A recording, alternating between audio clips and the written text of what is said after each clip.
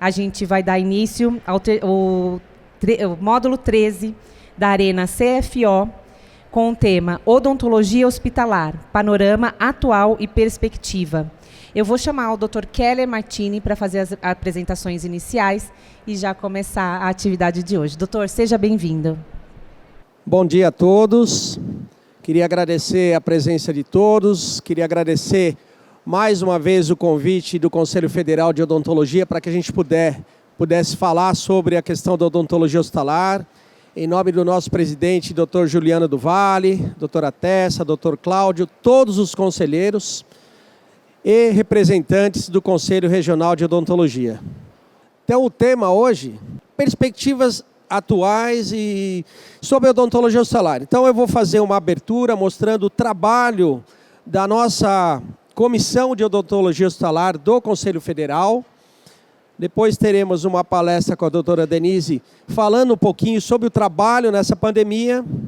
E finalizamos com a doutora Ana Marcela falando um pouquinho da visão médica, dos trabalhos em relação à odontologia hospitalar. Então, para começar, eu deixo aqui um relato da dificuldade que a nossa classe teve com o Covid-19, né, que foi um vírus que chegou, muita dificuldade para toda a nossa classe em relação a atendimento de consultórios, postos e setores de especialidade. E o Conselho Regional, junto com o Conselho Federal, né, representante aí pelo nosso presidente, Dr. Juliano do Vale, fez um trabalho incansável, né? Depois eu vou colocar para vocês com vários manuais, várias resoluções para colaborar com a nossa classe para a melhoria desse trabalho numa época de pandemia tão difícil para a nossa classe. Então, quanto à questão da odontologia hospitalar, momento atual, né, em que momento estamos? A gente inicia falando um pouquinho das leis. Então, a gente teve aí uma lei federal que tramitou por um tempo, que é a 2776 de 2010, que começou com o Dr. Neilton Molin, que é um médico, foi tramitando e ela acabou não passando, né? Nós tivemos aí um veto, foi um veto bem próximo, mas houve um veto dessa lei federal. O mais importante é passar que com esse veto da lei estadual, da lei federal, desculpe, nós temos leis estaduais e municipais, mas que com a lei federal, mesmo vetada, os nossos trabalhos continuam, né? Então a gente tem aí a união dos conselhos federal e regional, fizemos uma revisão de texto com uma nova lei que eu vou citar agora, que está tramitando, e eu acho que com essa revisão de texto a gente tem muita condição de passar agora em aprovação dessa lei federal. A importância do alinhamento com os hospitais, da divulgação em mídia do trabalho do dentista no âmbito hospitalar. Eu acho que agora com o Covid, apesar de ser um momento muito triste para todo o país, nós pudemos fazer uma amostragem de todo o trabalho do cirurgião dentista, principalmente dentro das UTIs. Não dependemos da lei federal para inserirmos equipes de OH nos hospitais, e importância do atendimento para a população. Ou seja, as equipes que continuavam, elas que continuam, elas permanecem, porque quando a lei foi vetada, nós recebemos muitas comunicações, muitos pedidos, se realmente com o veto dessa lei federal as equipes iriam acabar. E não, elas continuam, nós continuamos junto ao Conselho Federal, ajudando para que outros hospitais, outros profissionais possam estar montando equipes para que a gente possa abranger cada vez mais o cenário brasileiro como um todo, tá? Bom, como eu disse, essa é a nova lei, PL 883 de 2019. Então, houve uma revisão de texto, enxugamos um pouco essa questão do texto e tivemos, dentro do Conselho Regional, o Conselho Federal de Odontologia se reuniu na sede da autarquia, junto com a Coordenação Geral de Saúde Bucal, isso é importante, do Ministério da Saúde, a pedido do deputado Aelton Freitas, tá, de Minas Gerais. E o Ministério da Saúde para discutir a regulamentação dessa lei, né? Então, aqui a gente conseguindo o apoio para que a gente possa avançar com essa nova lei, né? A gente já tem leis municipais, temos leis estaduais, e essa seria realmente aí a cereja do bolo, ter essa lei federal. Claro que nós tivemos um momento de Covid, onde vários trabalhos ficaram parados, mas agora foi retomado, está avançando, e esse é um trabalho importante para toda a classe que está aí dentro do âmbito hospitalar. Tá? A importância também das leis municipais estaduais. Nós tivemos aqui em São Paulo, procuramos o vereador Gilberto Natalini, via nossa Câmara aqui de São Paulo, pedimos o apoio, né, para que fosse colocada a lei em São Paulo. Ele, de cara, Dr. Gilberto Natalini, que também é médico, adorou a ideia, ajudou a montar toda a programação para ser apresentada, e nós conseguimos, no dia 9/2/2018, essa lei municipal em São Paulo. A lei estadual é um outro trabalho que a nossa Câmara vai retomar.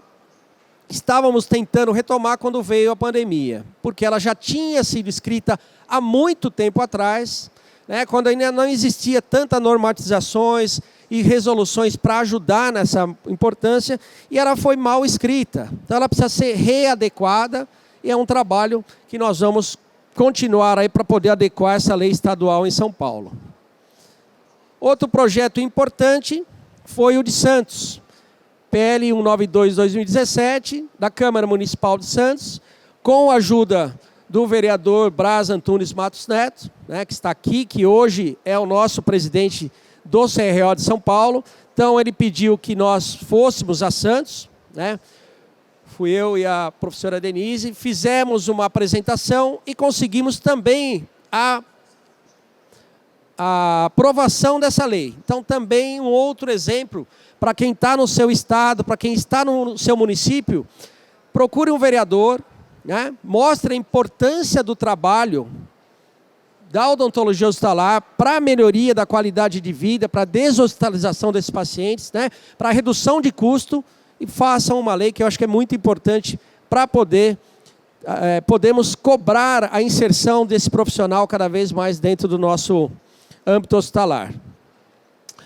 Bom, um outro trabalho importante foi, só para citar, para quem não é da área hospitalar, em 2014 teve uma aprovação na ANEEL, que foi aqui em São Paulo. Então a odontologia hospitalar, ela sai de uma área de atuação e passa a ser uma habilitação, o que consta até hoje, né? Então o cirurgião dentista, para poder ser inserido, ele faz um curso de pós-graduação, né? E sai com essa certificação via Conselho Federal para que ele possa estar habilitado. Tá?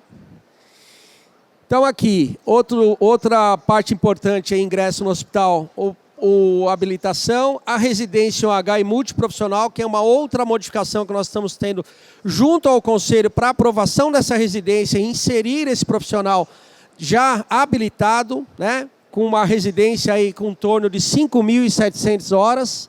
Então, eu acho que é de suma importância que a gente consiga essa aprovação também. E aqui, como uma novidade, nós fizemos aí já toda a documentação para que a odontologia hospitalar ela passe de uma habilitação para uma especialidade.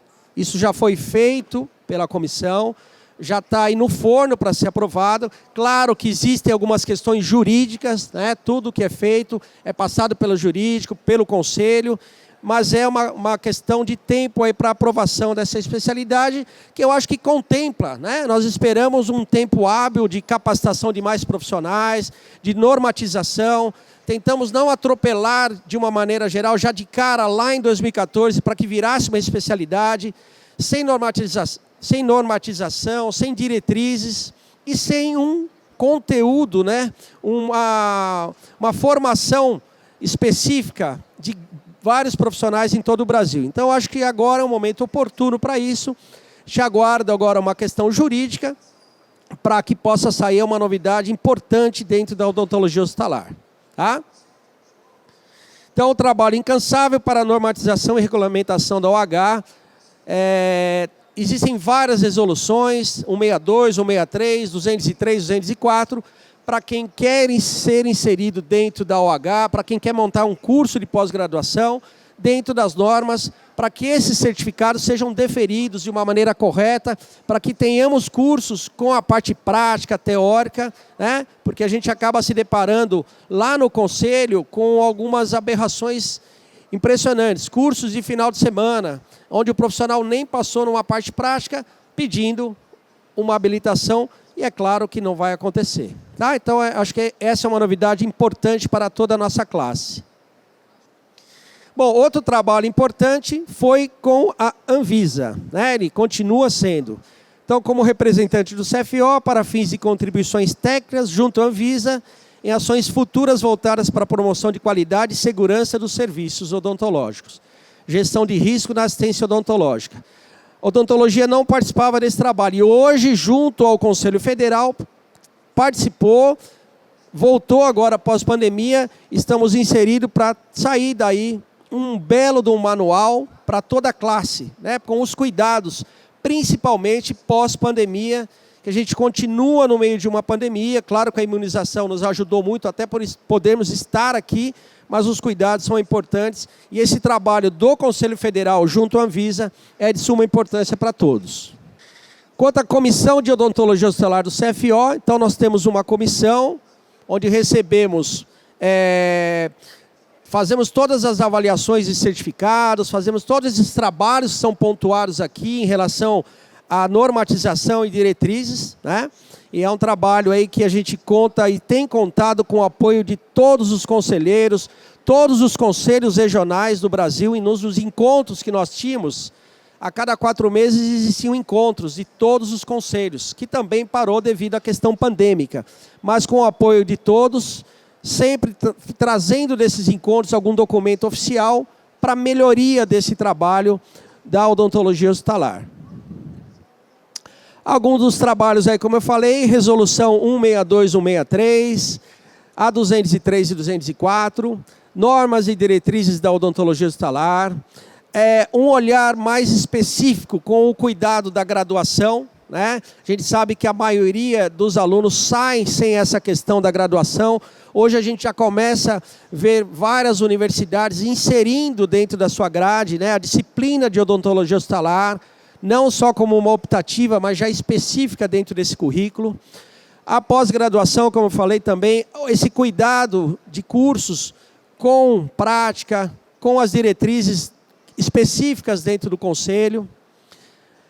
Regimento interno, a revisão da 162 e 163 e a contemplação da 203 e 204, a lei 883/2019, que eu mostrei para vocês, que é um trabalho que a nossa comissão vai fazer junto ao CFO para aprovação da lei federal, trabalho da Anvisa, trabalho junto ao Ministério da Saúde e o trabalho da especialidade, como eu citei. Tá? É um resumo do que continuou trabalhando, mesmo na pandemia, a comissão não podendo se encontrar de uma maneira efetiva pelo contato, a gente continuou os trabalhos para que ajudasse toda a classe.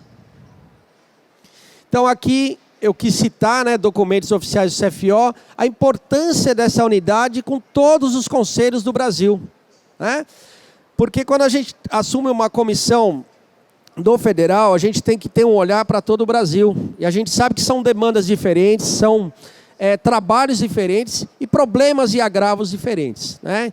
Então eu acho e deixo aqui o agradecimento a todos os conselhos regionais por esse trabalho aí realizado desde o começo. O trabalho do Ministério da Saúde, que foi realizado antes da pandemia, tá?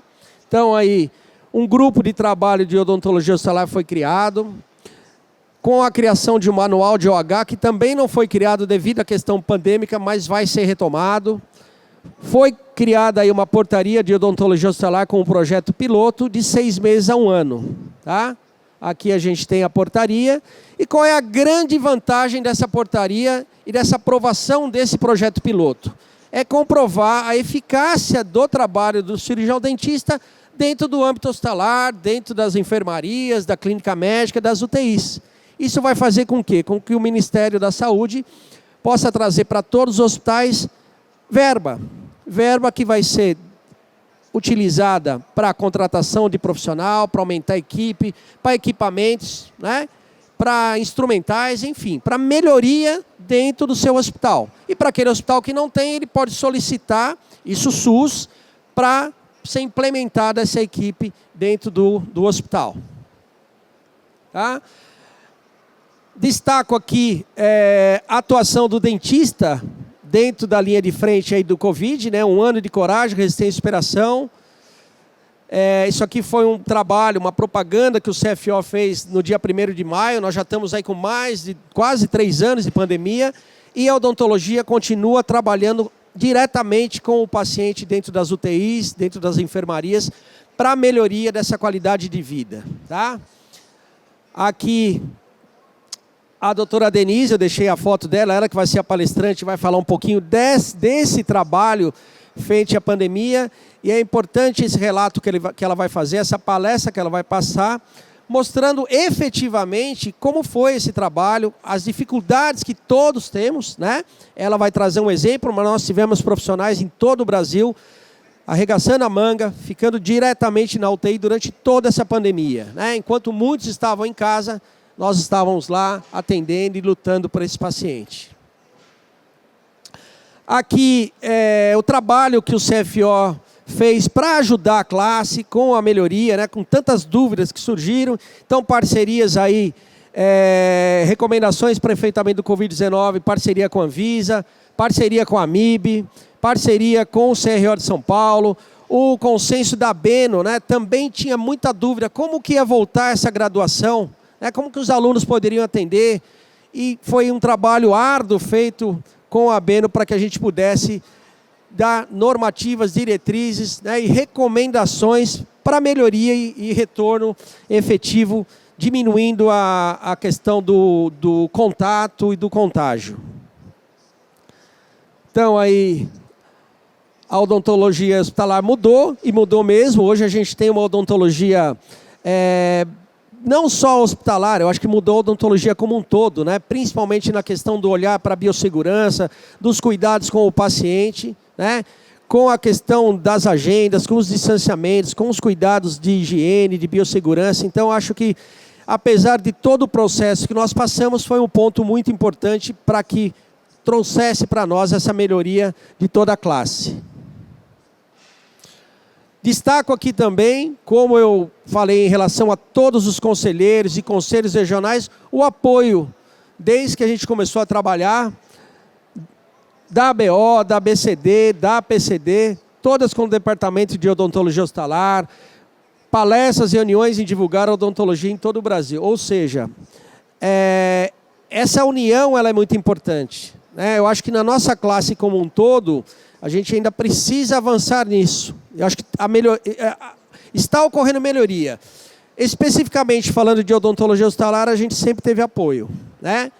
Destaco também aqui a Fiesp, né, que sempre também nos chamou, fez uma parceria, está sempre nos apoiando aí na figura do Dr. Paulo Fracaro. Então, acho que isso é importante também para que a gente faça o relato, além de todos os conselhos. Como pilares aí a gente deixa alguns pontos importantes para que o cirurgião dentista que vai entrar dentro do hospital e que está trabalhando possa manter, né, essa integração do CD no âmbito hospitalar. Então, que ele esteja sempre capacitado. É impossível um cirurgião dentista estar dentro de um hospital, dentro de uma UTI, sem capacitação.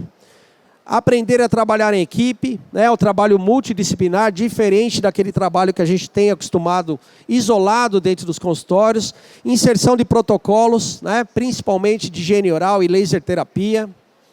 E treinamento do grupo de enfermagem.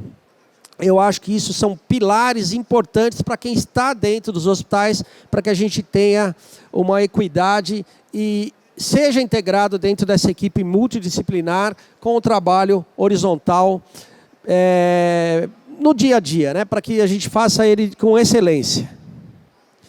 Como futuro do OH, então capacitar o maior número de dentistas, aumentar esse leque nível Brasil, né?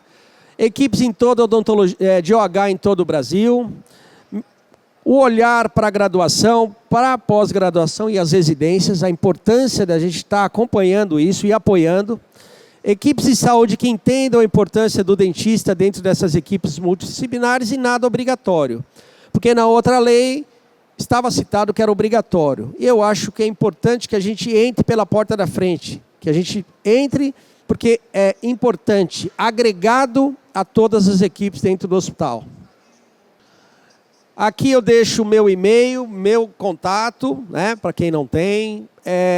O conselho ele está aberto ao que vocês precisarem, né? Pode mandar e-mail, pode perguntar.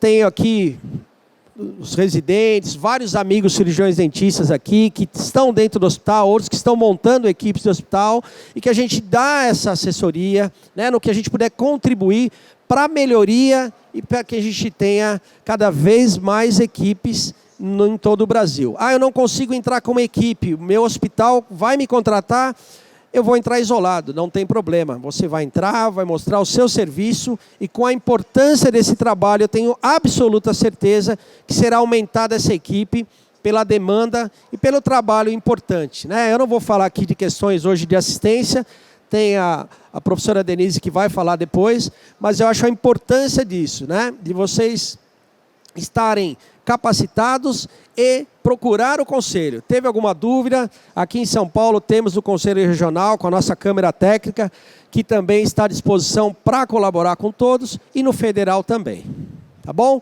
Então eu agradeço, eu queria mais fazer uma amostragem antes da apresentação do trabalho que tem sido feito aí do Conselho Federal. Muito obrigado. Eu gostaria agora de convidar então, a professora Denise Caluta Branches, que é coordenadora de odontologia do Hospital São Paulo, presidente da Câmara Técnica do Conselho Regional de Odontologia na área de odontologia hospitalar e que tem aí uma experiência vasta em toda a área hospitalar. Eu tenho a honra de trabalhar junto com ela, né? Todo esse relato que ela vai passar é de suma importância para comprovar e mostrar todo o trabalho, a eficácia que a gente pode ter. Então, doutora Denise, por favor.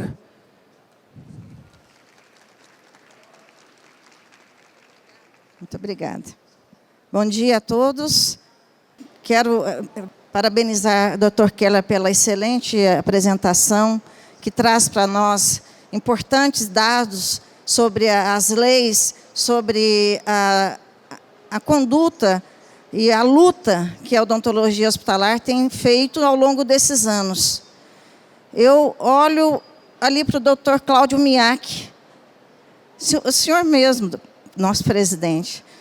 Nós estamos aqui pelo senhor, porque foi ele que iniciou a nossa comissão de odontologia hospitalar.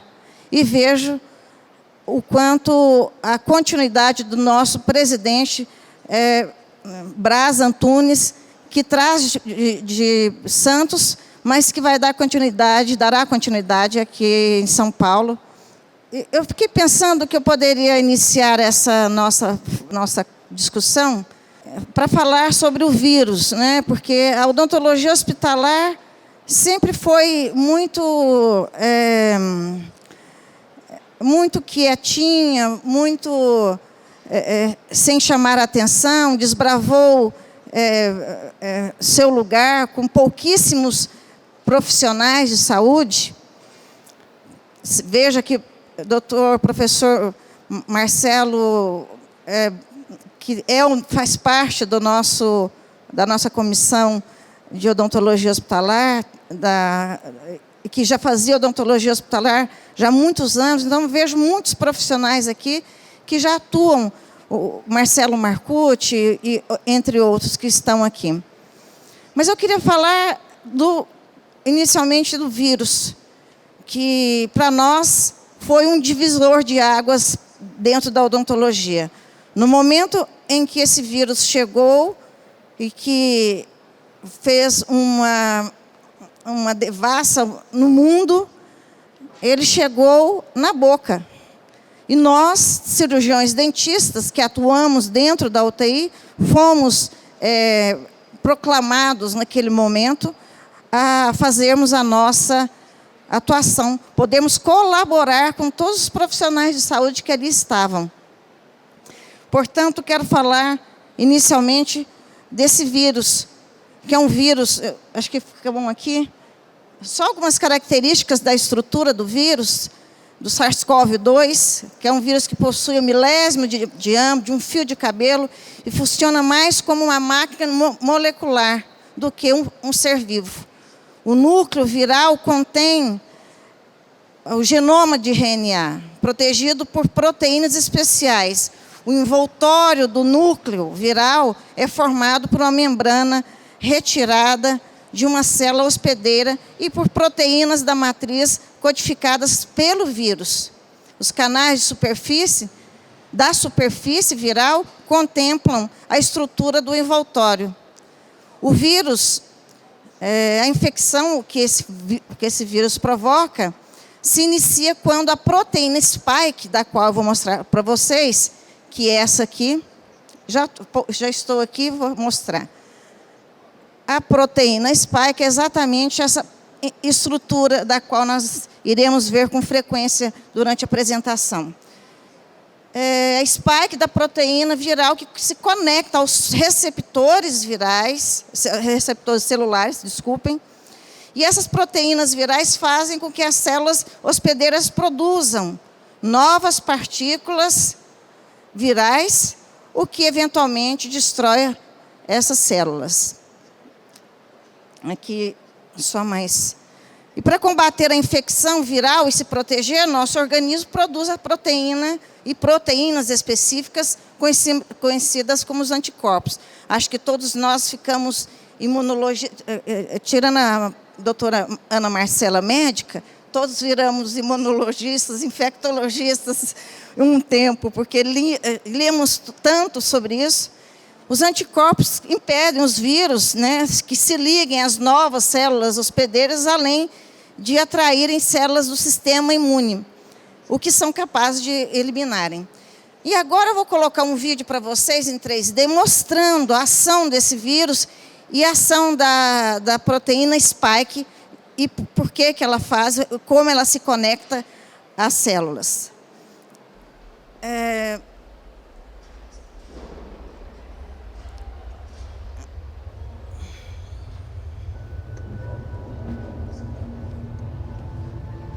Tudo que eu mencionei agora será retratado, portanto, vou deixar o silêncio.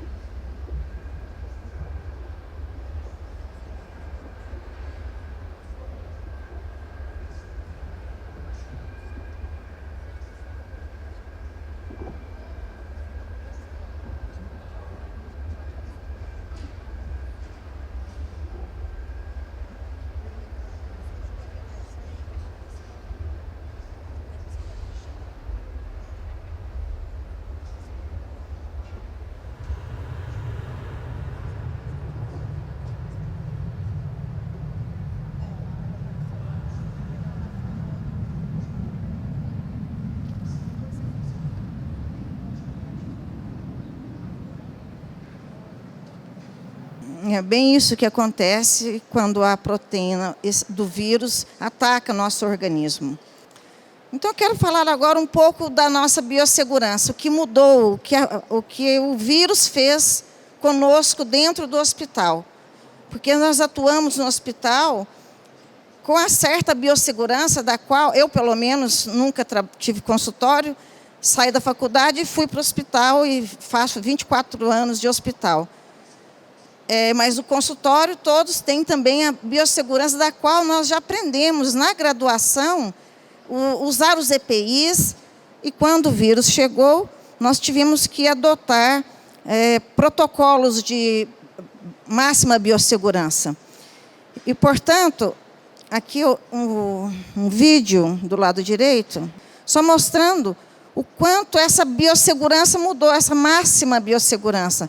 Nós tivemos que usar os protetores faciais, nós tivemos que usar, pelo menos eu e alguns colegas, o Keller também, luz para podermos fazer os procedimentos, porque nós estamos falando de UTI, estamos falando de pacientes de alta complexidade, entubados e com focos infecciosos. O nosso objetivo dentro da UTI é eliminar os focos infecciosos desse paciente que está com a COVID.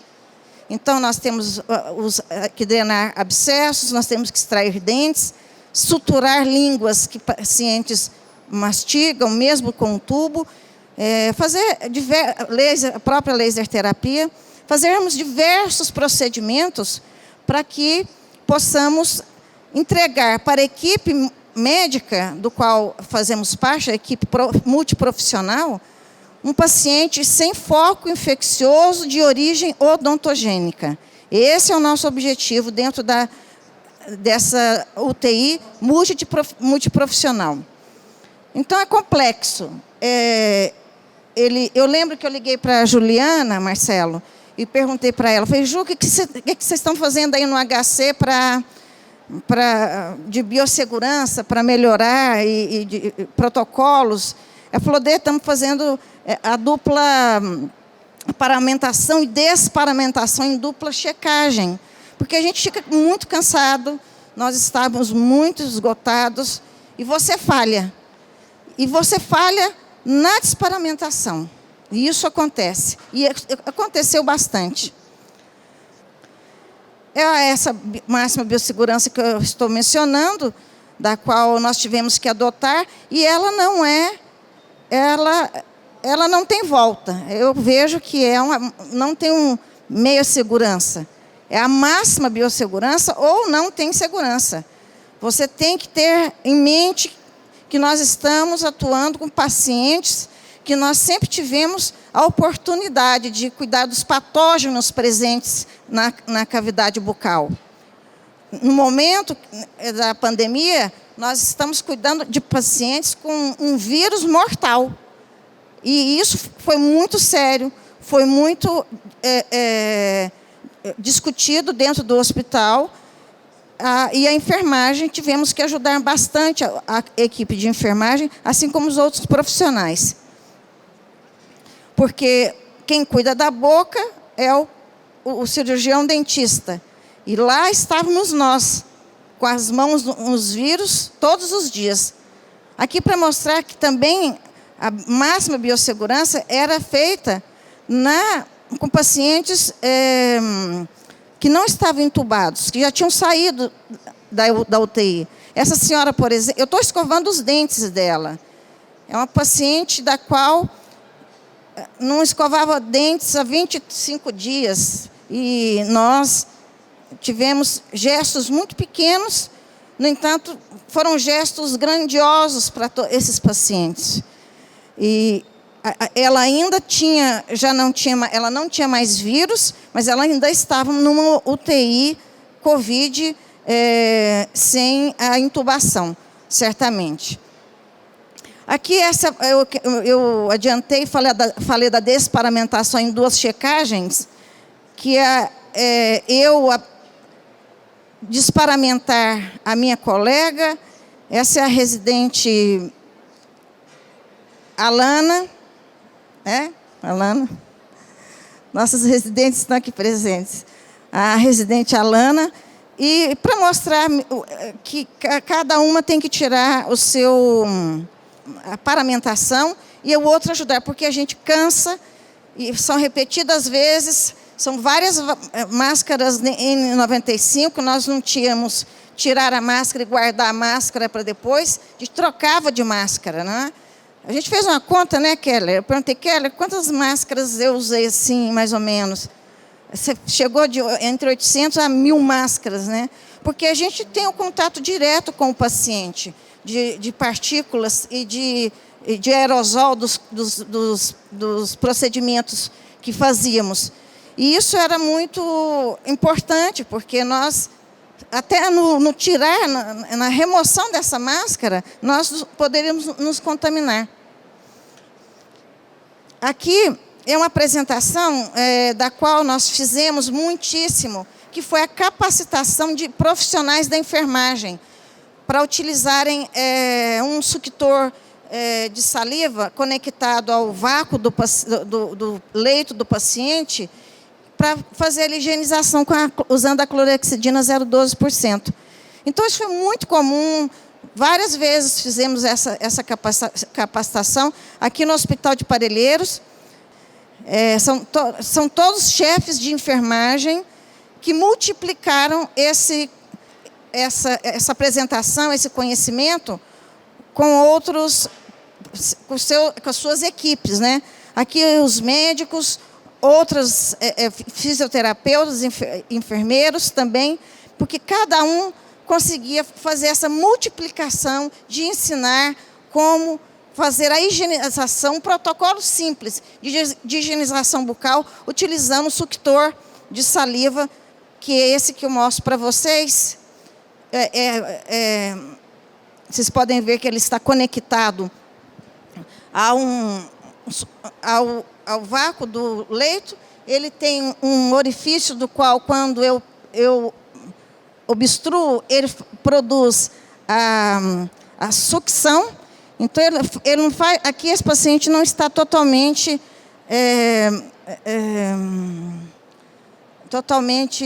sedado. Por isso que foi difícil. Ele estava saindo um pouquinho da sedação e a gente estava tentando fazer. E esse suctor de saliva foi importantíssimo para nós, mas, sobretudo, para a enfermagem, porque a enfermagem aprendeu a fazer também o que nós fazíamos de forma muito... Essa aqui, usando a clorexidina 0,12%, nós não estamos aqui fazendo um procedimento num paciente comum, um paciente que está contaminado. Eu estou levantando um aerosol de vírus aqui. Portanto, eu tenho aqui ao redor de mim, e desse paciente que foi concedida pela mãe a utilizar a imagem, você tem medo também, né? Nós não temos espaço para o medo. Nós não tivemos escolha. Mas quando você está fazendo um procedimento, do qual você representa a importância do procedimento, e é você que está no comando, nós temos também algumas incertezas. Porque o Dr. Keller falou uma coisa muito importante sobre a capacitação do cirurgião dentista. Eu não posso permitir, como coordenadora de um serviço de alta complexidade, que o cirurgião dentista que não tem esse conhecimento entre na UTI e faça um procedimento, porque ele está conectado a diversos equipamentos. Ele tem que saber, ele tem que conhecer a dinâmica da UTI. E, para isso, nós temos que ter toda a preparação, 5.000 horas de residência. Quem sabe teremos nossa especialidade também com 6.000, alguma? Fala aí uns números assim para eu... Umas 800 horas, porque é necessário. O cirurgião dentista tem que saber muitíssimo da farmacologia, de imaginologia, ou seja, ele vai extrair um dente de um paciente que é cardiopata, por exemplo, ele tem que discutir com o médico para suspender essa medicação, para poder fazer o procedimento. A doutora Marcela é a nossa coordenadora do transplante medula óssea. Eles precisam saber, os residentes precisam saber de quimioterápicos, que são estomatotóxicos, que causam mucosite. E eles precisam saber de todas essas qualidades do paciente. Ou seja, tem que ver o paciente como um todo, não somente... Não é dente, é boca, é sistema, um sistema geral, um paciente completo. Porque nós não somos dentistas que estamos nos nossos consultórios. Nós estamos dentro do hospital discutindo com todos os profissionais da saúde.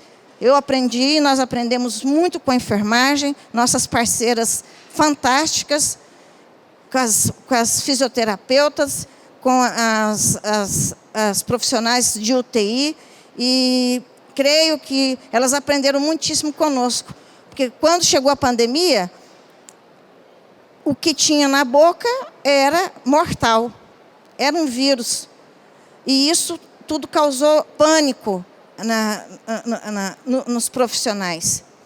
E para nós também, mas nós não pudemos titubear. Não houve oportunidade de ter medo. Nós tínhamos que abrir a boca, nós tínhamos que fazer os procedimentos daqueles pacientes que estavam entubados e internados por alta complexidade, por outras comorbidades, que também apareciam outras comorbidades enquanto eles estavam internados. Aqui alguns artigos, que eu não vou nem ler os títulos, é só para vocês verem o quanto tivemos de artigos tentando buscar substâncias químicas que pudessem diminuir a carga viral do vírus na boca.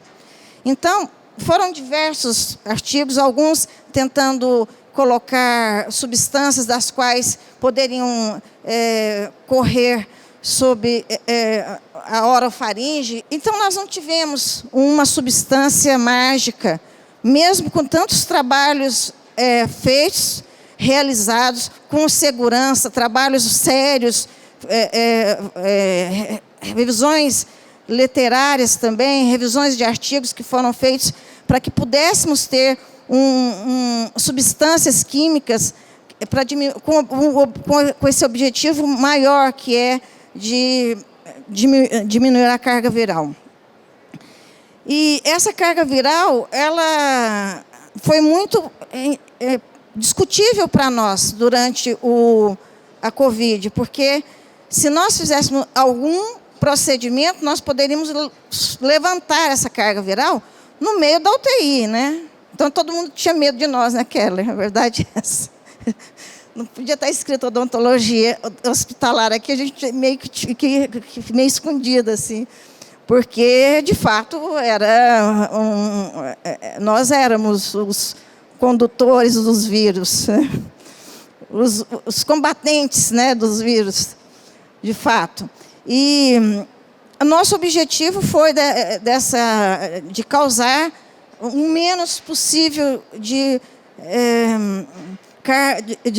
aerosol por conta dessa carga viral. Depois nós tivemos um trabalho importante que a senhorita Morgana, nossa dentista da UTI, ainda não me entregou, mas depois a gente fala sobre isso, Keller, que é sobre o acúmulo dos vírus nas glândulas salivares, não é? Foi mostrado um estudo muitíssimo importante esse acúmulo dos vírus.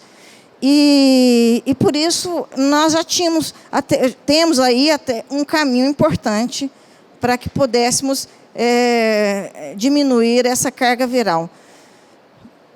A eliminação do foco infeccioso, como eu falei para vocês, que é o nosso objetivo, né, da origem odontogênica, como um dente que tem um foco infeccioso, e que dentro da UTI isso não é possível, porque esse paciente já está grave, e ele não pode ficar com um dente com um abscesso dental, ou seja, um abscesso de origem odontogênica.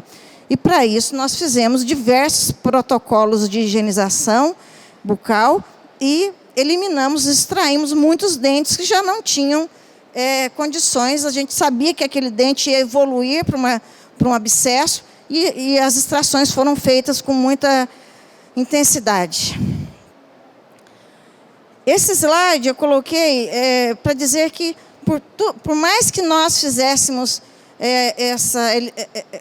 esses protocolos de higiene bucal utilizando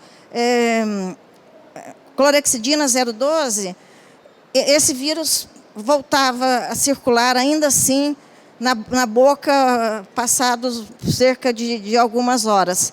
Então, a gente diminuiu uma carga viral, mas uma carga viral da qual ela era momentânea. A gente percebeu que isso era muito difícil e cansativo para nós, né? Porque era um trabalho exaustivo, no entanto, sem muitos resultados. E dizer também que aqui basta um estar infectado para contaminar todos. Ontem, na palestra, ontem, né? Eu até comentei que nós passamos Natal, Ano Novo, aniversários, todos dentro do hospital. Nós não tivemos, porque nós estávamos lutando contra um inimigo invisível, implacável e incansável. O vírus não cansava, só nós, né? E que não poderíamos parar. Então, os que não se contaminaram, os que não morreram, continuavam. Eu estou aqui, nós estamos aqui, e nossos cirurgiões dentistas, que trabalharam dentro da Covid, muitíssimo pelos profissionais de saúde, pelos profissionais do hospital, que morreram no início da pandemia, porque nós não tínhamos em literatura a forma da contaminação, por exemplo. Então, esses profissionais, no desparamentar, se contaminavam. Então, os profissionais da limpeza, da lavanderia, os médicos, os do SAMU, a enfermagem, todos eles morreram. E deixaram para nós esse imenso legado do aprendizado de como se contaminar. Então, deixo aqui o meu respeito imenso por todos eles.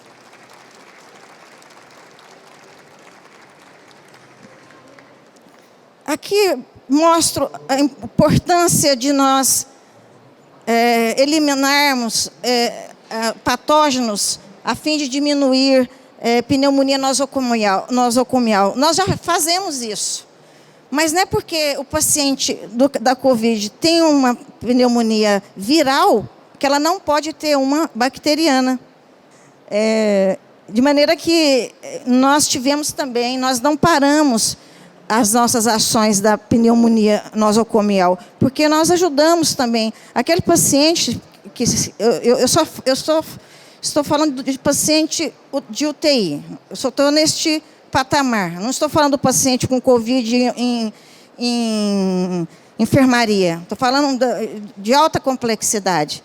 Então, nós tivemos também que fazer eliminação de foco infeccioso para prevenir a pneumonia nosocomial. Porque ele já está grave, muito grave. E a gente não precisa causar uma bacteriana também. Aqui mostrando como acontece essa pneumonia, ela vem do dente na circulação e percorre toda a circulação e chega até os pulmões e causa essa pneumonia bacteriana, que o risco é altíssimo desses pacientes. Aqui eu mostro para vocês, nós estamos no Hospital de Parelheiros, nós ajudamos muitos hospitais, porque o Hospital São Paulo tem uma equipe forte de cirurgiões dentistas de odontologia hospitalar. Quando eu comecei lá atrás, Marcelo Marcucci já sabia, inclusive você trabalhava lá, né, Marcelo? E foram muitos anos de aprendizado, sobretudo de conhecimento, para que pudéssemos chegar até aos médicos e mostrar que a odontologia hospitalar é importante, sim, dentro do hospital. Não há como ter profissionais de saúde dentro da odontologia do hospital sem o profissional de saúde, que é o cirurgião dentista, para eliminar o foco infeccioso que causa mais custos, mais tempo de internação, que a professora Ana Marcela vai falar. Mas aqui, essa imagem nossa foi do ápice da nossa pandemia. Era cerca de 4.000 pacientes que morriam naquele período, né? E nós estávamos lá, era um sábado, nós com os residentes, e nós perdemos no dia anterior a nossa TSB, Adriana, que faleceu da Covid. e que era nossa assistente há 8 anos. E eu falei, vamos todo mundo para o Hospital de Parelheiros, porque lá tinha 380 pacientes entubados com a Covid-19. E eu juntei todo mundo e falei, vamos trabalhar, né, pela Adriana. Nós tivemos outro dentista, o Shida, que também faleceu, vítima da Covid. E aqui é o nosso trabalho, é o trabalho de muita extração, que esse paciente ele aspira um dente, e isso agrava a condição desse paciente, e são drenagem de abscessos, e são vários procedimentos, né? Aqui é só um pequeno vídeo mostrando, é a Lana que está comigo, né? Que era muito difícil o acesso, tudo é difícil. Fazer um procedimento no consultório é muito... a gente tem acesso a todas as mãos, 4 mãos. Aqui é muito difícil você fazer. Com um paciente que tem um tubo, eu estou abrindo todo um arsenal de vírus, de aerosol, de vírus naquele ambiente. Então, assim, a nossa responsabilidade é muito grande. Mas alguém tem que fazer. O paciente precisa ser atendido. Não dá para ser omisso. E nós não fomos. E eu coloco agora um pouco em relação da odontologia e a sepsemia, que tivemos muito, como eu mencionei, tivemos muitos casos de abscessos submandibulares, abscessos que tivemos que drenar. E muitos pacientes morreram de sepsemia de origem odontogênica, porque eles nem iam em dentistas, os dentistas não estavam atendendo. E os pacientes deixavam evoluir esse dente que estava com problema endodôntico, e que da endodontia evoluiu para um abscesso, né? E chegaram muitos pacientes morreram de sepsemia por conta dessa infecção generalizada, que hoje a gente fala de sepse, né? Que é sepsemia. Aqui eu mostro somente que o vírus está presente em toda a cavidade bucal. Na hora que ele está com sepsemia, ele está absolutamente... a sepsemia está totalmente dominada em todos os órgãos do corpo desse paciente. E não temos muito o que fazer. Nós, dentistas, cirurgiões dentistas, nós temos que contar com a equipe médica que está fazendo o uso dos antibióticos, corticoides e afins, para que ele saia desse quadro. Tá, aqui é um artigo também mostrando essa associação da sepsemia, que é muito bom. E, nesse momento, e no auge, no ápice da pandemia, chegou a vacina de Oxford, que veio até a Unifesp, a Universidade Federal de São Paulo, da qual sou docente da cirurgia de cabeça e pescoço. E fui escolhida a número 1 da vacina. E foi assim que o mundo soube que tinha dentistas dentro de UTI. Porque naquele momento, só tinha Pfizer e AstraZeneca. Então, todos os jornalistas que vieram até o hospital perguntavam assim, mas tem dentista na UTI? Eu respondia, sim, tem dentista na UTI, sou eu. Qual que era o critério de inclusão? Era o profissional de saúde que tinha o maior risco para contaminação dentro da UTI. Então, portanto, fomos nós, representamos, então, a odontologia foi escolhida. E isso foi falado sobre os dentistas dentro da UTI, acho que não está... Eu vou passar porque está falando que eu fui a número 1 da vacina, e aqui fala do... Quem traz o testemunho do que tem vivido nessa pandemia é a cirurgiã dentista Denise Abranches, de São Paulo. Muitos canais mostraram cuidando da saúde bucal dos pacientes de alta complexidade, vítimas da Covid-19. tendo como prioridade a eliminação do foco infeccioso de origem odontogênica. Aqui dentro, conheci um vírus presente na boca e transmitido pela saliva. Presenciamos mortes solitárias, sem as devidas despedidas, profissionais de saúde contaminados que morreram, mas que nos deixaram importantes aprendizados sobre o contágio. A maioria de nós participa como voluntário de uma vacina que o mundo aguarda com imenso otimismo e confiança. Até que aconteça, o uso da máscara é o símbolo dessa guerra contra o vírus. Foi o momento que mostrou a odontologia. De repente, tinha uma dentista, só eu sendo vacinada. De repente, tinha uma dentista em todos os canais e as pessoas não entendiam porque que tinha uma dentista dentro da UTI. E foi por isso que nós e o mundo soube que tínhamos dentistas, sim, na UTI, e que isso foi muito importante. A CNN também mostrou. Depois dessa entrevista da CNN, mostrando um dentista dentro da UTI, vieram vários internacionais, 57 canais internacionais, de países diferentes, né?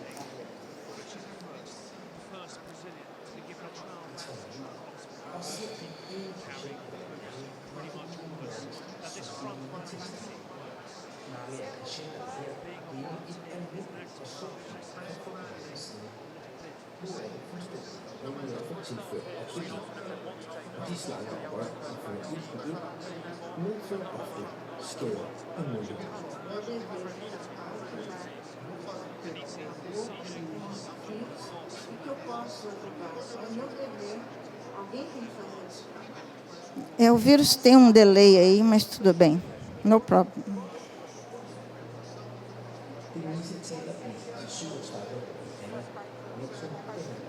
Essa é a nossa chefe da UTI, dizendo que perdeu um colega médico de 27 anos da Covid. Já tem outro vídeo aqui, mas tudo bem. Vou passar, porque o áudio é de outro vídeo, tá? Eu estou dizendo, ele me perguntou porque eu estou distante de casa, né, tanto tempo, e eu falei que era prioridade estar ali, porque em casa todos estavam bem, era meu dever estar ali como cirurgiã dentista, e que eu aceitei como uma missão essa ação. Aqui é o último vídeo que a gente tem, está bem. É dinamarquês esse daí. Eles ficaram encantados com a nossa UTI, de saber que nós tínhamos um dentista na UTI. Então, ele veio enviado exatamente para essa matéria. Queria mostrar, todos os pacientes tiveram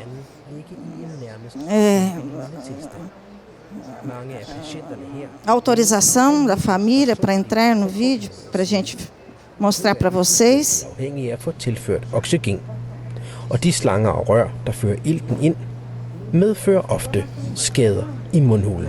Meu dever é entrar lá e cuidar de uma boca que tem vírus e que eu posso ajudar. Então é meu dever, alguém tem que fazer esse trabalho.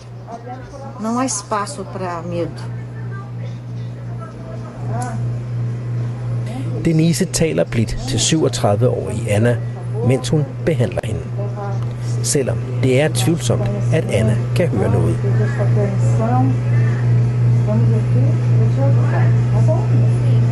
Essa é a Ana, ó. Ela é essa daqui, né? Ela é super bonita. Acho que esses são os filhos. Todos esses pacientes estavam na UTI, todos morreram. Esses que eu mostrei para vocês. Eles estavam muito graves e isso foi muito difícil para nós aceitarmos as mortes muito solitárias.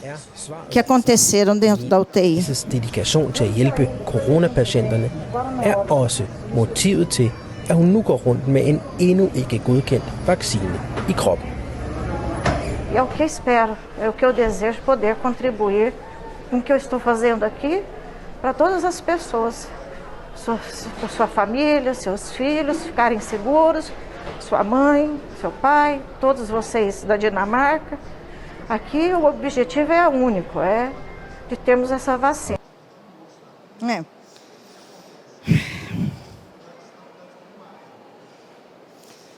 Essa aqui é a nossa paciente que o canal France 24 escolheu 5 mulheres no Dia Internacional das Mulheres para homenagear. E aí eu escolhi essa paciente, que ela tinha 30 anos, mas ela morreu. Essa aqui é uma paciente de 31 anos. Es una paciente de 31 años con un histórico de leucemia asociado a un posible COVID. Está intubada y recibe ventilación mecánica. Ella siente mucho dolor, no es agradable, sangra bastante. Es una segunda puerta para otras infecciones. Para outras infecções. Con mucha delicadeza, Denise hidrata la boca con un gel humectante, después desinfecta las encías y aspira las secreciones. Cuida personalmente de cada paciente. O suctor que usamos. Durante el procedimiento, un chorro de saliva salpica el cuello de Denise, que abandona rápidamente la sala para desinfectarse. Es un accidente recurrente que no hace mella en su dedicación. Las marcas de su esfuerzo están esculpidas en su rostro. Nós temos que fazer que seja pouco mais. Tenemos que intentar que sea un poco más leve, conversar con el paciente, pero sobre todo cuidar del paciente con amor, con cariño, porque muchos de ellos solo nos tendrán a nosotros en su momento final. Nosotros sabemos la batalla que ellos enfrentan cuando están aquí. Es doloroso para nosotros, es una muerte muy solitaria. Es una muerte muy solitaria.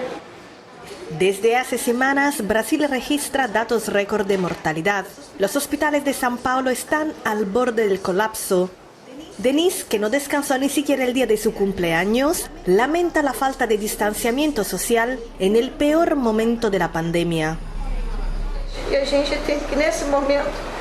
En este momento tenemos que entender que somos víctimas de un virus que se está llevando a nuestra familia, y eso no es suficiente para que las personas se concienticen y usen la mascarilla.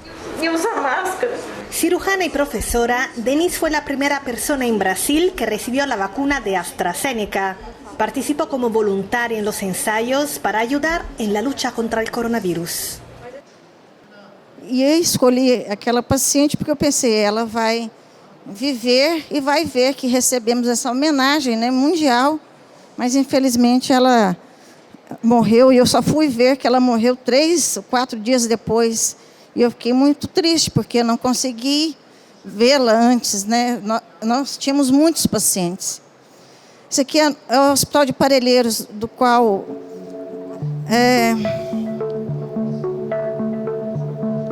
fizemos um trabalho muito bonito lá.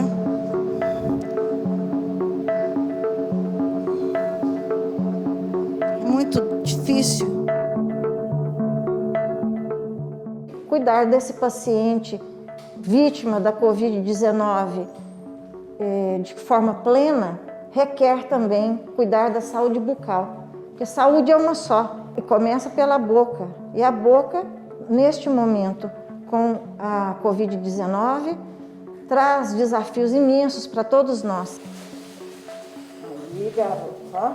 Somos invisíveis, né? Poucos sabem que os trabalhos que fazemos dentro da UTI e temos os profissionais magníficos que atuam e que fazem da sua vida a arte de cuidar das pessoas, né? Portanto, a odontologia chega aqui no Hospital de Parelheiros com toda a nossa alma, com todo o nosso coração aberto, de uma forma de voluntariado, ajudar as equipes que estão aqui com pacientes contaminados com a Covid-19.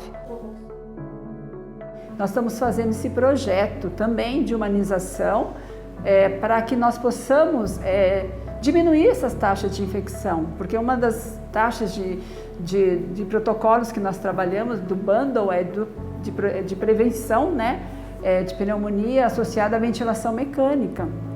Então é muito importante esse trabalho, essa parceria, essa sinergia, né, das equipes, para que a gente possa realmente ter um resultado satisfatório. Agora nós já vamos, Charles, e agora a gente já vai embora. Já limpou a boquinha, está bem confortável. Lá em Parelheiros eram 380 pacientes com Covid. Aqui é a nossa equipe toda da odontologia hospitalar, nossos residentes. É esse dia que nós fomos lá para Parelheiros, depois da morte da Adriana. Aí é confusão. Aqui eu mostro para vocês apenas um dado interativo, um mapa interativo mostrando o número de mortes. E as perspectivas das quais temos na odontologia são as melhores, né, Dr. Keller? O senhor, como presidente da nossa comissão de odontologia, lá no Conselho Federal de Odontologia, é termos uma especialização em odontologia hospitalar. Temos, inclusive, um trabalho publicado na Romênia, é isso, Morgana?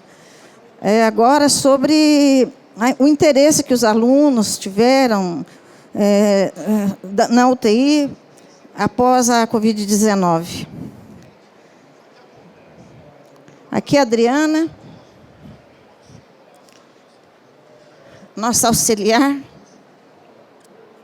e nós fizemos um crachá para ela, homenagem para ela.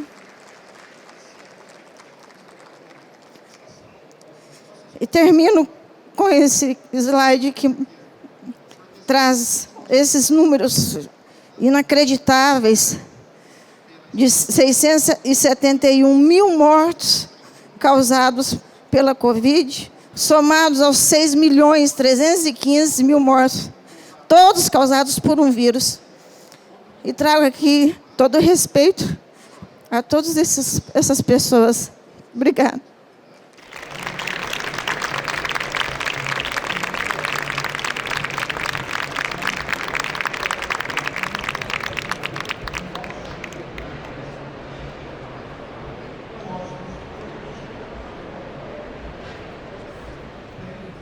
Então tá bom. Eu queria apresentar então, convidar a doutora Ana Marcela Rojas Fonseca Real, que é médica hematologista do transplante de medula óssea da Unifesp, tá? Que faz um trabalho espetacular, que nós acompanhamos e aceitou o convite para passar um pouco da visão médica do trabalho da odontologia hospitalar. Por favor, doutora. Bom dia, o professor Nassim está com a Covid. Ele está bem, mas segue em isolamento, ficou extremamente chateado por não estar aqui hoje. E eu fiquei muito honrada de poder falar brevemente sobre odontologia na Unifesp. A Escola Paulista de Medicina, ela nasceu na década de 30, com a iniciativa de 31 médicos e 2 engenheiros, capitaneados pelo professor Otávio de Carvalho. O Hospital São Paulo foi fundado em 1940 e, desde então, desempenha o seu crescente envolvimento e compromisso com a assistência e o ensino. Atualmente, possui mais de 95 especialidades, 160 subespecialidades, 750 leitos, 130 ambulatórios. São 92 residências multiprofissionais, com mais de 1.400 residentes. O Hospital São Paulo é um hospital terciário de grande porte que atende prioritariamente pacientes do Sistema Único de Saúde, o SUS. Há uma intensa atividade assistencial e destaca-se pela vasta produção científica e pelo ensino que o qualifica como instituição de excelência, tanto no cenário nacional quanto no cenário internacional. O atendimento, sobretudo, é um procedimento de alta complexidade, com a cobertura a uma área de mais de 5 milhões de habitantes, além de pacientes de outros estados. Nesse cenário, destaca-se o papel do cirurgião dentista. Durante a internação hospitalar, o paciente já fragilizado pela sua doença é um alvo frágil de processos infecciosos. E o microbioma oral é a primeira porta de entrada e ele é prontamente afetado. Os pacientes são sujeitos, então, a maiores riscos infecciosos, uso de antibióticos, aumentos no tempo de hospitalização, prejuízos à sua recuperação natural. Além disso, os custos hospitalares se exacerbam com grande impacto orçamentário. Os pacientes oncológicos já se encontram debilitados pelas quimio e ou radioterapias, assim como os imunossuprimidos, destacando-se os pacientes no contexto do Sistema Único de Saúde, SUS. Nos transplantes de órgãos, principalmente nos transplantes de medula óssea, onde são utilizadas doses de quimioterapia até 20 vezes superiores às doses de quimioterapias convencionais, as mucosites podem ser devastadoras, com frequentes necessidades de nutrição parenteral total e infecções secundárias, riscos de doença veno-oclusiva hepática, maior morbimortalidade, complicações já relacionadas e confirmadas ao uso da NPT nesses pacientes com mucosite. A presença do cirurgião dentista na unidade de transplante de medula óssea é imprescindível. Os procedimentos de laser profilaxia e laser terapia eliminam praticamente o risco de mucosite e suas complicações. A qualidade do bem-estar clínico do paciente é visível. Quem presenciou a alta frequência das mucosites graves em pacientes transplantados sabe o quanto isso é angustiante. Isso acontecia antes da chegada da odontologia nas unidades de transplante de medula óssea. Eu vivi esse momento. Além do fator clínico do paciente, a farmacoeconomia nas unidades que têm o apoio do cirurgião dentista é extremamente relevante. Não se justifica o funcionamento de uma unidade de transplante de medula óssea sem esse profissional. O cirurgião dentista nas unidades de terapia intensiva, sobretudo nos pacientes em ventilação mecânica, reduz exponencialmente os riscos de pneumonias bacterianas, endocardites infecciosas, lesões orais, dentre outras. Evitar tais complicações melhora as horas leitos de UTI, as horas médicas e das equipes multidisciplinares. Não temos na nossa instituição unidade de terapia intensiva sem um coordenador de odontologia. Não funciona.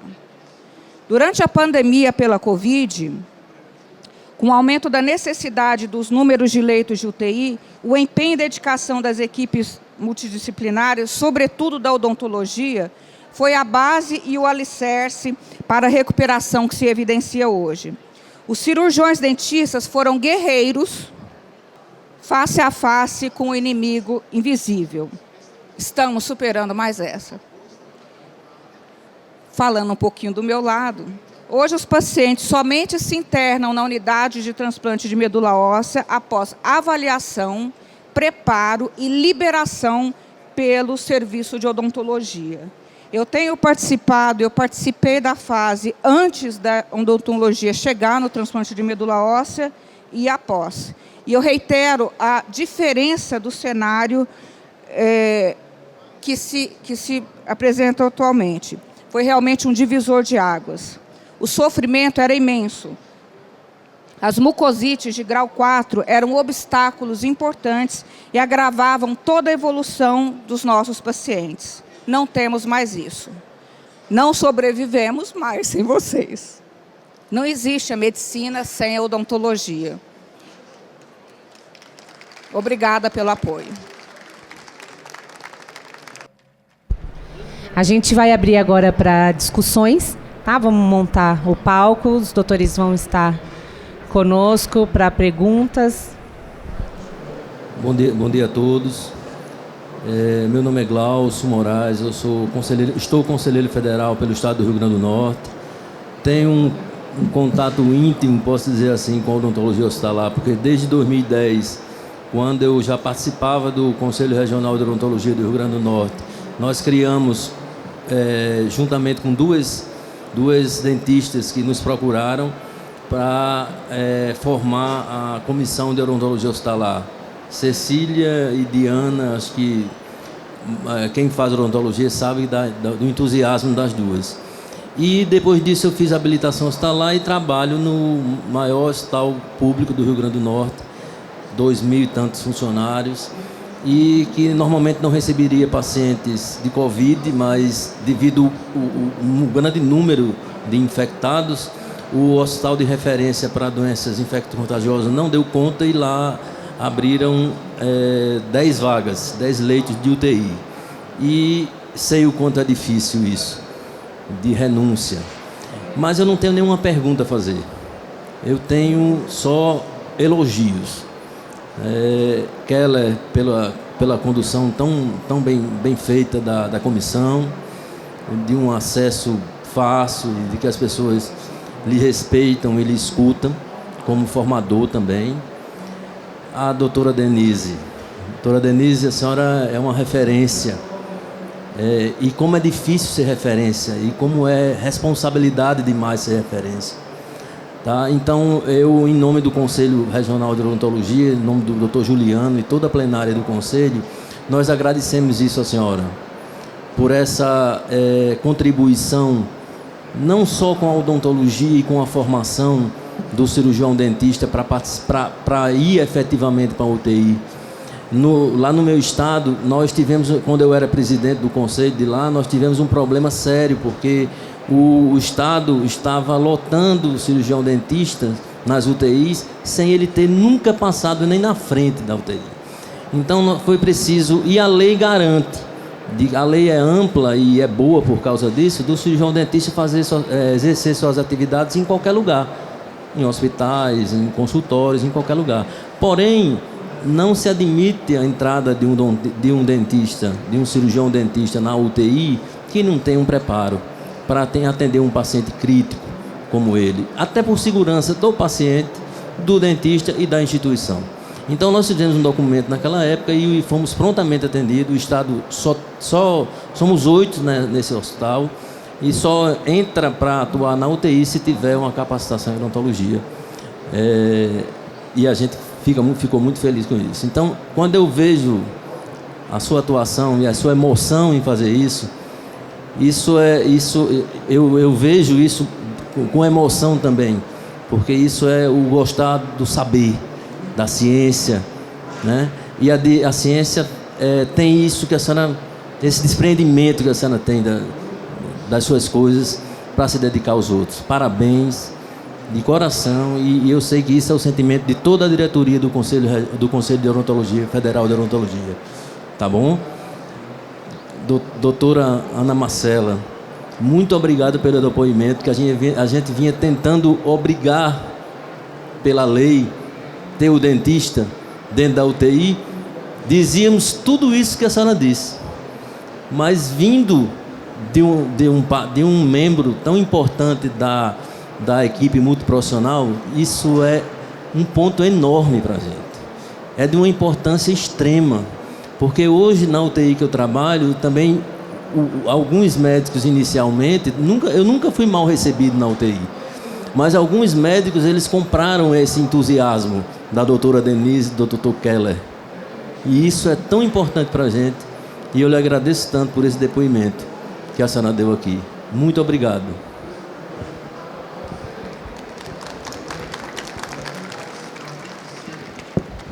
Bom dia a todos. Eu sou Ricardo Camolese, trabalho na odontologia hospitalar também e gostaria de parabenizá-los pelas apresentações e pela emoção também, que foi muito representada aí. E gostaria de dizer que eu estou no Tocantins há 30 anos e a terra do nosso presidente Juliano do Vale, né? É um dos maiores entusiastas da odontologia hospitalar, é o nosso presidente do Conselho Federal. E eu posso fazer esse depoimento porque estou nessa luta com ele também há muitos anos e tenho certeza que a nossa especialidade da odontologia hospitalar será revelada nesse mandato dele frente ao Conselho Federal de Odontologia. Tenho certeza disso. O trabalho de vocês na comissão e o trabalho de todas as comissões é voltado nesse sentido. Eu estou fazendo parte da Comissão de Odontologia Suplementar e a gente fez parceria com a Odontologia Hospitalar para colocarmos alguns pontos importantes, uma tabela de procedimentos para que a gente leve tanto ao SUS quanto à ANS para a odontologia suplementar na parte privada, quanto a odontologia hospitalar na parte pública. Então a gente fez uma tabela de procedimentos de consulta diagnóstica, cirurgia bucal menor, tratamento restaurador traumático, atendimento de urgência endodôntica, tratamento de lesões bucais, terapia periodontal de suporte, remoção de próteses e aparelhos ortodônticos, sessão de terapia fotodinâmica com laser e confecção de placa oclusal. Esses procedimentos foram levados através do Conselho Federal para o COSaúde e também para a Conitec. E foram levados ao SUS, tanto ao SUS quanto à ANS. Então o trabalho está sendo feito em conjunto das comissões, através do Conselho Federal, para que a odontologia hospitalar cada dia mais possa aparecer no cenário, principalmente no setor público, né? Que a gente tem muita dificuldade em ter a série histórica por causa das tabelas e por causa dos códigos, né? Então, eu gostaria de deixar esse depoimento. Eu estou no Tocantins há 30 anos, igual disse, e nós temos hoje nos 18 hospitais públicos do Tocantins, mais de 150 cirurgiões dentistas fazendo odontologia hospitalar.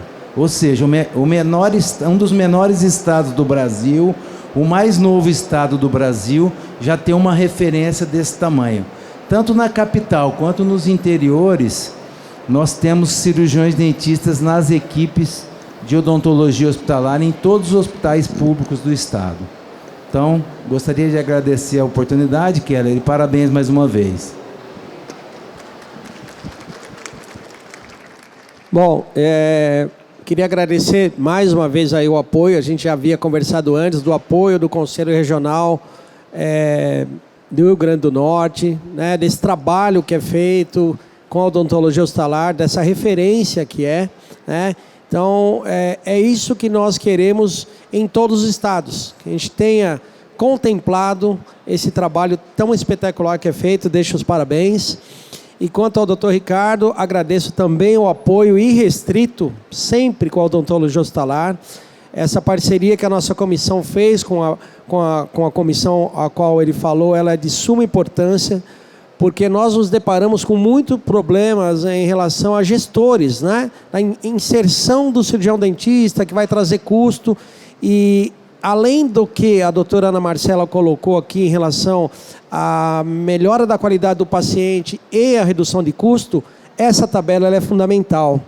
Ela vai pleitear com que esse gestor realmente tenha recurso e comprovação, né, na hora de tantos procedimentos que os profissionais fazem e às vezes não dá esse retorno para o hospital e para o gestor que está comandando. Então, doutor Ricardo, a qual estudamos juntos, somos amigos há tanto tempo, parabéns também pelo trabalho de vocês, eu agradeço.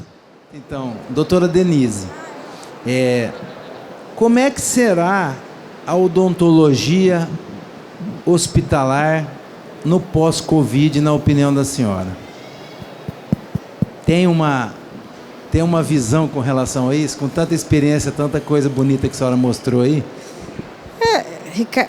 Ricardo, você que também admiro muitíssimo nas nossas batalhas da odontologia hospitalar, você está sempre junto, né?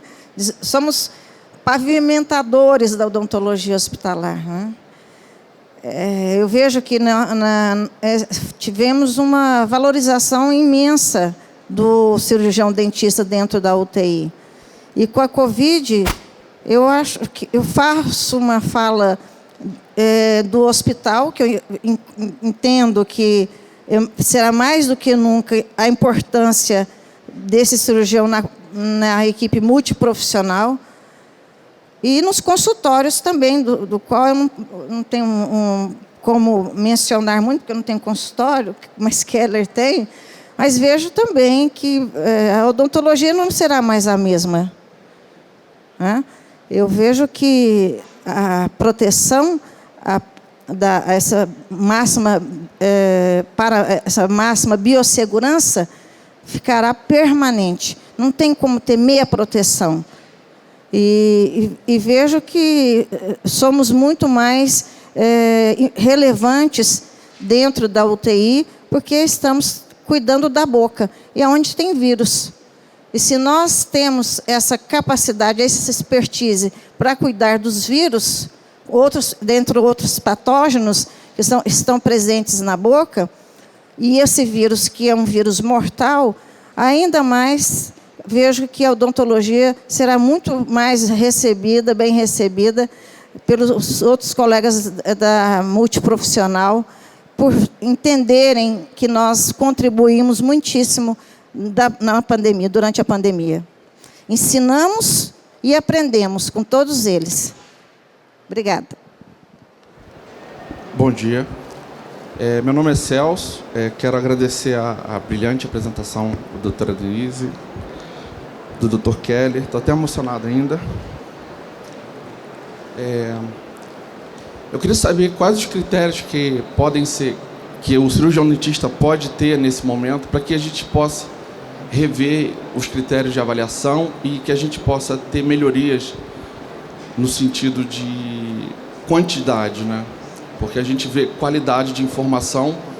Você conversando com a própria doutora que nos informou que a realidade da odontologia dos pacientes atendidos na oncohematologia era uma coisa, depois que a odontologia entra, você transforma. Eu vejo isso lá no hospital onde eu trabalho, lá na FRJ, e a gente tem uma parceria hoje com a onco, com a hemato, com a nefro e algumas áreas de transplante que modificaram muito.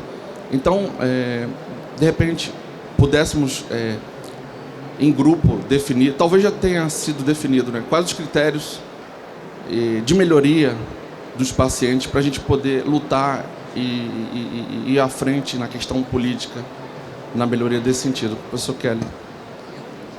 Obrigado. Bom, eu acho assim, as equipes implementadas em todos os hospitais, essa é uma visão Brasil, né? Então, cada hospital trabalha com seus protocolos, né? Claro, a equipe de odontologia ela é insere os seus protocolos específicos, mas há especificidades em relação aos protocolos de cada hospital, seja público, seja privado, né? Então, isso já é um trabalho realizado, né, e normatizado. O que eu vejo, eu acho importante a sua colocação, até pelo avanço da odontologia hospitalar, agora rumo até uma especialidade, que a gente possa rever esses critérios, né? Eu acho que os critérios eles já estão definidos, né? Claro que vai depender, mais uma vez, do que eu falei, do perfil do hospital, grande porte, médio porte, pequeno porte, e até da especialidade a qual esse cirurgião dentista vai atender. Ele vai trabalhar com paciente oncológico ou só trabalhar com gestantes de alto risco, mas esses critérios já acontecem. Mas acho que essa revisão, eu acho que é importante. Como eu falei no final, a nossa comissão representando todos nós, né, ela está aberta, e peço até que depois a gente possa conversar para a gente poder aumentar e melhorar esses critérios, esse trabalho, viu, doutor? Tá? Só complementar o que o Keller disse, eu acho que é o diálogo, né?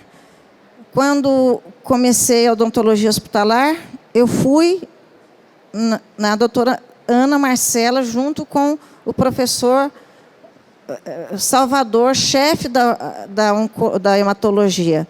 Foi o primeiro local que eu quis ir, porque eu sabia que ali a odontologia teria impactos maiores. De maneira que ele não me conhecia, nem ela me conhecia, foi assim que nos conhecemos, e mostrei, sozinha ainda, eu nem conhecia o Keller, mostrei o quanto a laser terapia era importante fazer esse paciente deshospitalizar, não ir para uma nutrição parenteral, que tem custos para o hospital, e também os custos desse paciente enquanto ele está internado, mas, sobretudo, para a qualidade desse paciente. Quando eu pude mostrar para toda a equipe médica esses quesitos, foi um diálogo muito mais fácil, um diálogo muito mais de introdução, que eu vi que foi importantíssimo, né? Então, a odontologia hospitalar, ela tem um cenário que ela, com certeza, ela se consolida muito fácil. Tem toda a parte técnica, a parte burocrática, a parte de critérios que devem ser obedecidos para uma legislação ser aprovada e regulamentada, mas os resultados, isso é inquestionável. Então, assim, essa mudança no cenário, a partir do momento que entra a odontologia hospitalar, esse é o maior trunfo que vocês têm para poder consolidar isso tudo. E isso é muito importante. O trabalho, o empenho, a dedicação da odontologia hospitalar dos pacientes internados, ela é realmente uma maravilha que vem como um apoio, como uma ferramenta para nos auxiliar. Essa mudança, isso é um alvo, é bem forte para poder consolidar tudo. Bom dia, eu sou Maísa, sou lá de Campo Grande, Mato Grosso do Sul, CRO-MS. Os membros da Comissão de Odontologia Hospitalar lá do Estado de Mato Grosso do Sul pediu para eu perguntar ao professor Keller, com relação à especialização de odontologia hospitalar, aos cursos de habilitação. Nós temos profissionais da comissão que já estão mais de 3, 4 anos atuando na área hospitalar. Como que será a transição desse pessoal, se eles vão ter que fazer a especialização? Como que vai ser a transição deles? Porque na época teve um período que foi aberto para o pessoal fazer habilitação e na época eles não conseguiram se enquadrar. Aí como será esse pessoal que está já no hospital, já há mais de 3 anos, trabalharam na época do Covid para eles conseguirem o título, se vai ter, como que vai ser o critério? Você está falando, eles são habilitados, é isso? Não, eles não são habilitados, são pessoas que já trabalham em hospitais, tem gente que é da IBSER também, e que na época que foi aberto, que teve um período que o CFO abriu para o pessoal fazer habilitação. Sim. Que entrou os bucomaxilos, né? E eles não conseguiram ser enquadrados naquela época. Tá. Aí quando surgir a especialização, como que vai ser a transição das equipes? Como eu mencionei, o documento ele foi elaborado pela comissão e agora ele é levado para ajustes, revisões pelo setor jurídico do Conselho Federal, como todos os documentos, né? Então eu não tenho ainda como passar especificamente isso. Para quem está habilitado, normalmente é feita uma prova, né? Uma prova para que você possa dar continuidade como especialista, né? Agora, esse pessoal que perdeu aquele prazo, que foi aberto um prazo de 180 dias, depois teve mais um prazo e acabou perdendo, e tem alguns outros profissionais que estão, né, que até me procuram e conversam sobre essa questão. Virando a especialidade, a gente vai ter que depender desses ajustes finais, então eu preciso dessa contemplação jurídica para que eu possa te responder e fico à disposição assim que acontecer, até para que a gente possa verificar pontualmente esses casos. Tá bom? Obrigada. Obrigada. Boa tarde, eu sou Laura Dotaviano, de Campinas. Nós somos responsáveis por um serviço de odontologia hospitalar que é bem estruturado lá em Campinas.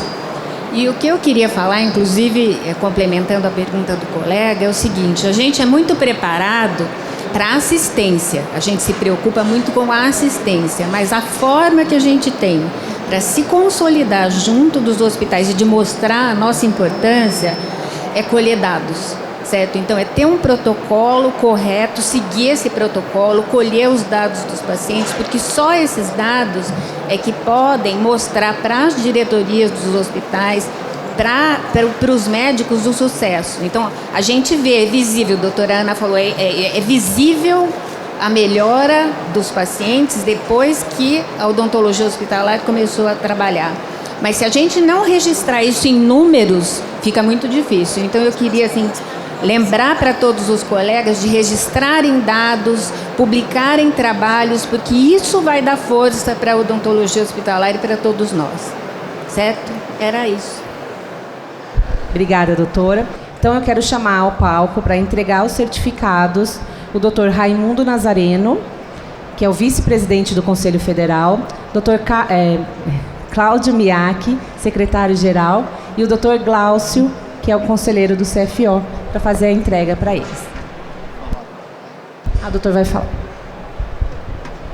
Boa tarde a todos.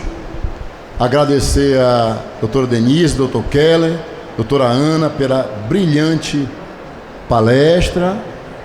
A gente vê, solidifica mais ainda a importância do cirurgião dentista no ambiente hospitalar e devidamente autorizado pelo nosso presidente Juliano do Vale e pela nossa diretoria. Eu vou dar um spoiler. Em muito breve teremos novidades da especialidade de odontologia hospitalar. Palmas para nós, para cirurgião e dentista.